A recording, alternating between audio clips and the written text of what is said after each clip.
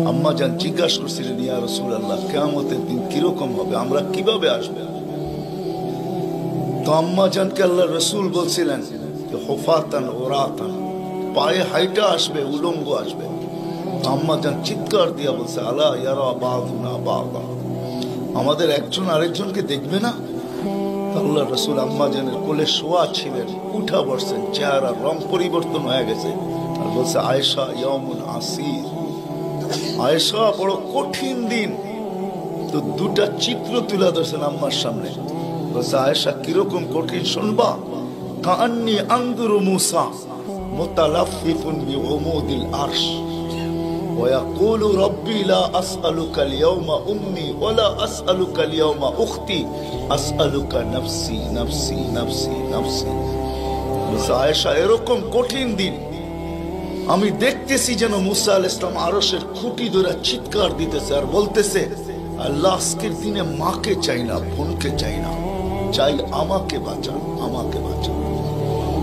কালিমুল্লাহ, যার কিতাবটা আল্লাহ নিজের হাতে লেখছে, কাতাবাত তাওরাত বিয়াদি, যার কিতাব আল্লাহ নিজের হাতে লেখা দিয়েছেন, কালিমুল্লাহ যিনি, আল্লাহর সাথে যিনি কথা বলতেন, যার উপাধি কালিমুল্লাহ।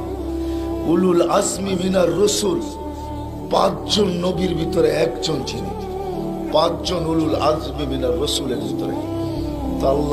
আল্লাহ রসুল বলছে, আয়েশা আরেকটু দৃশ্য বলবো তোমাকে?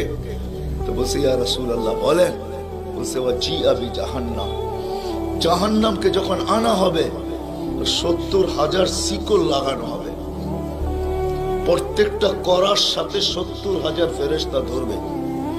তারপরও জাহান্নাম ছুটবে, সব ফেরেশতাদের হাতের থেকে ছুটা নিচে কিয়ামতের দিন মাঠের দিকে যখন ভাগতে থাকবে, তো জিবরিল আলাইহিস সালাম আল্লাহর পাশে থাকবে, চিৎকার দিয়া বসা পড়বে আর বলবে, রব্বি সাল্লিম সাল্লিম, রব আমাকে বাঁচান, আমাকে বাঁচান।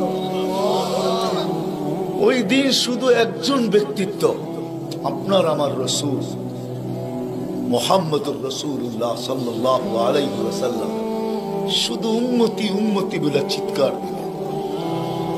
আল্লাহ এটাই জবাব দিতেছেন, আনতা তাকুলু উম্মতি, আমি জানি আপনি উম্মতি বলে চিৎকার দিবেন, কেননা এখানে শুধু ব্যথা উম্মতের, আর কোনো ব্যথা নেই, কোনো ব্যথা নেই, শুধু ব্যথা উম্মতের ব্যথা।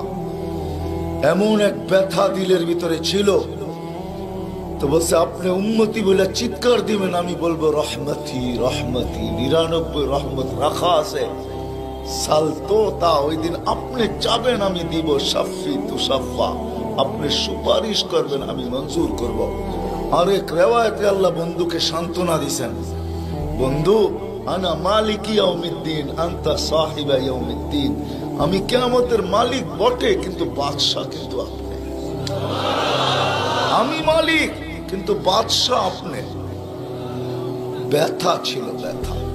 সুনামগঞ্জের মানুষ আমার চেয়ে বড় বড় ওলামার আওয়াজ করছে, আমি শুধু আপনাদেরকে একটু নবীর ব্যথা শুনাইতেছি, কিরকম ব্যথা ভিতরে ছিল। চলেন, যখন ব্যথাই শুনাইতেছিলাম তো আরেকটু শুনাই। প্রথম সিংহায় ফুতে সব ধ্বংস হয়ে যাবে, এটাকে নফখাতুল উলা বলে, কিয়ামত যেটাকে বলে। দ্বিতীয়টাকে নফখাতুন নুশুর বলে, দ্বিতীয় সিংহা ফুতে সব আবার জন্ম হবে, সব পয়দা হবে। কিন্তু এর আগে মৌত সবার হয়ে যাবে, মালাকুল মৌতেরও মৌত হবে, এটাও সত্য, হাদিসে আছে। আমি অতদূর টানতে চাইতেছি না। সর্বশেষ যখন মালাকুল মৌত থাকবে, আল্লাহ জিজ্ঞেস করবে, মাম বাকিয়া ইয়া মালাকুল মৌত, কে বাকি? তো বলবে, লা মা বাকিয়া আহাদ ইল্লা আনা ওয়া আনতাল হাইয়ুল লাযী লা তামুত। আকাশ জমিন আরশের নিচে কোথাও কোনো সৃষ্টি বাকি নাই, শুধু আমি একা বাকি আর আপনি। আল্লাহ জিজ্ঞাসা করবে, আইনা আনতা, তুমি কোথায়? তো বলবে, তাহতা আরশিক, আমি আপনার আরশের নিচে, উপরে তো না। আল্লাহ বলবে, মাদা তারাও, আরশের নিচে তাকায় দেখো তো কি দেখা যায়? তো উনি লেখা দেখবে, আজকেও আছে, ওই দিনও উনি দেখবেন, ইন্নী কাতাবতুল মাউত আলা মান তাহতা আরশি, আমার আরশের নিচে যে আছে তাকে মরতেই হবে। আল্লাযী হাই, চিরঞ্জীব, ফাহুয়া ফাওকা আরশি, সে আমার আরশের উপরে বিরাজমান।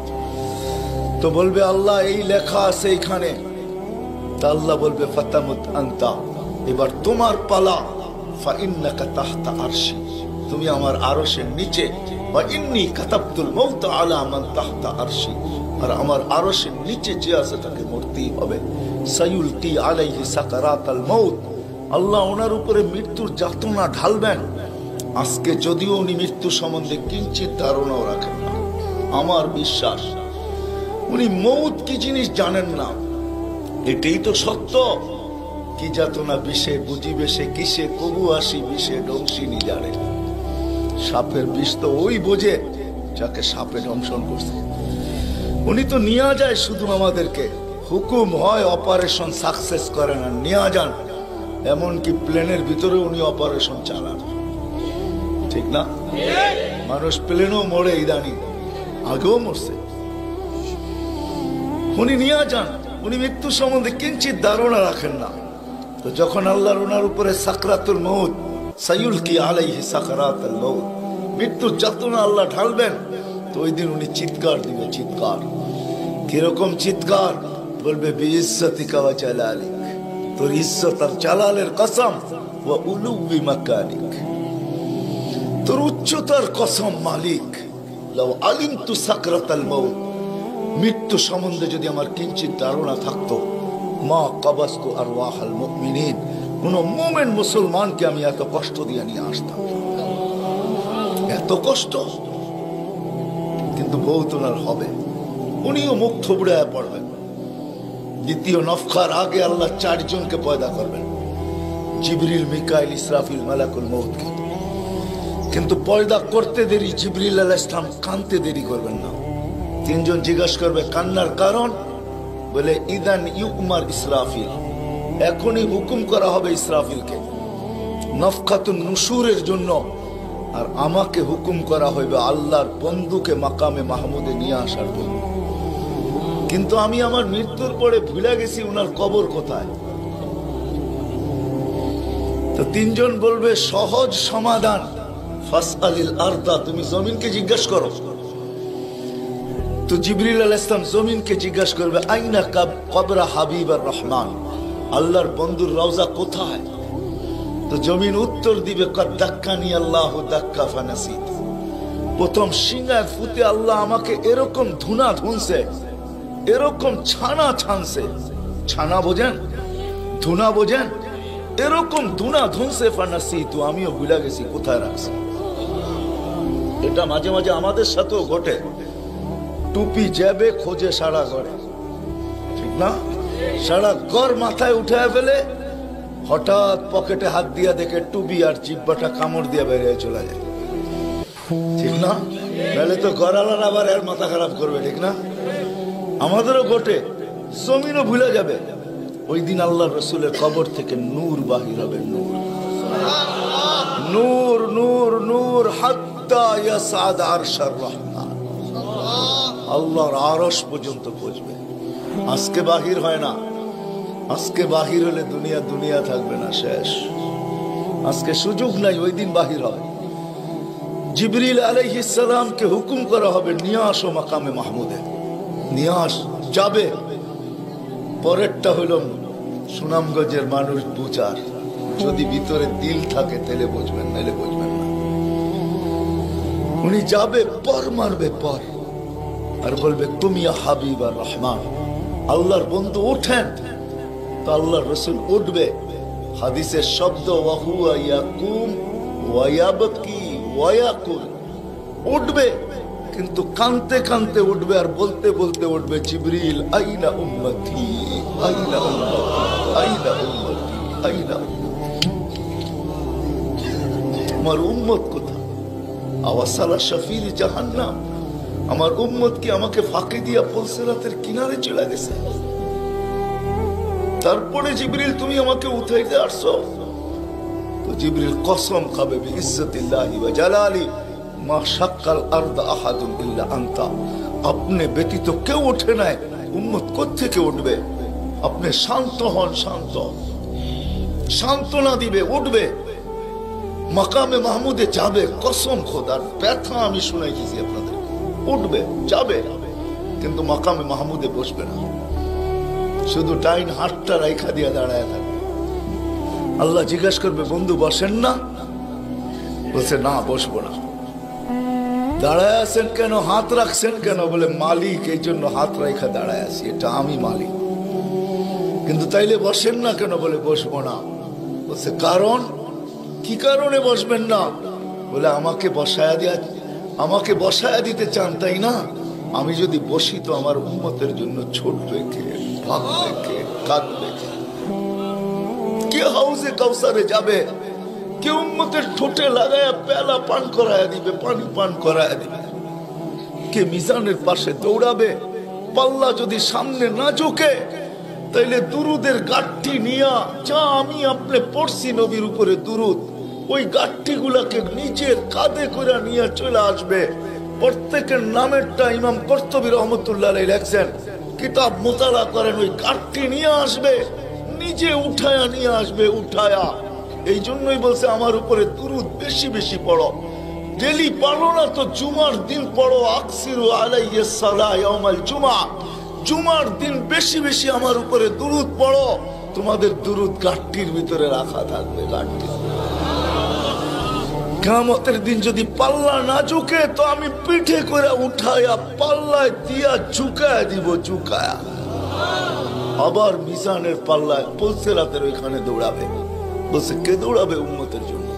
যে কিয়ামতের মাঠে ব্যথা নিয়ে উঠবে, ব্যথা, ব্যথা নিয়ে উঠবে, ব্যথা। হায় হায়, যে মৃত্যু লগ্ন ব্যথা নিয়ে গেছেন, ব্যথা। কোনো ব্যথা না, কোনো ব্যথা না, নয় ফ্যামিলির ব্যথা না, হাসান হোসাইনের ব্যথা না, আলী ফাতেমার ব্যথা না, যে হাসান হোসাইন কলিজার টুকরা ছিল, টুকরা। সুনামগঞ্জের মানুষ বুঝবেন কি বুঝবেন না জানি না, দুই ভাই আসছে আল্লাহ রসুলের কাছে, আয়েশা বলছে, নানা জান আপনি উত্তম না আমরা দুই ভাই উত্তম?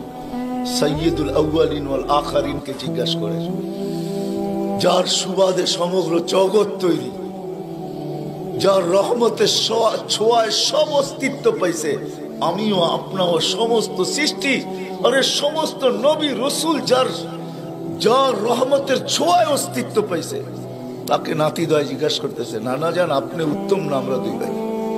আল্লাহ রসুল সাদা সিধা জবাব দিচ্ছেন, আমি উত্তম, খায়রুল বাশার, আমি উত্তম। দুই ভাই হাসা দিছে।